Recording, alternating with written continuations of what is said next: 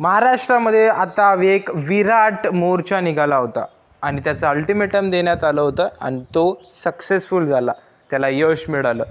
आंदोलन खूप मोठं होतं, मराठा आरक्षण मिळालं. मनोज जरांगे पाटील हे महाराष्ट्राच्या घराघरात पोचले. मात्र महाराष्ट्रामध्ये हादरा बसला तो पुन्हा एकदा शिंदे गटाला आणि भारतीय जनता पार्टीला. कारण मराठा आरक्षण तर मिळालं, मात्र ओबीसी काही प्रमाणामध्ये नाराज झाले. आधीच छगन भुजबळ यांचं नाराजगी दिसून येत होती. कुठेतरी देवेंद्र फडणवीसांनी सुद्धा काढता पाय घेतलेलं मराठा आरक्षणावरून, कारण जालन्यातलं लाठीचार्ज प्रकरण. मात्र त्या ठिकाणी शिंदे गटाला फटका असा बसतोय की त्यांचे दोन नेते, शहराध्यक्ष एक इंदापूरमधून आणि त्या ठिकाणी भाजपचे जालन्यामधील शहराध्यक्ष यांनी राजीनामे दिलेले आहेत.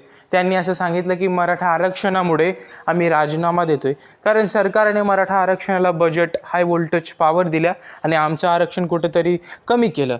आणि त्यांनी असं सांगितलं की ओबीसींवर त्याचा फटका बसणार आहे, त्यामुळे आम्हाला आता काहीच रस नाही या पक्षामध्ये राहून.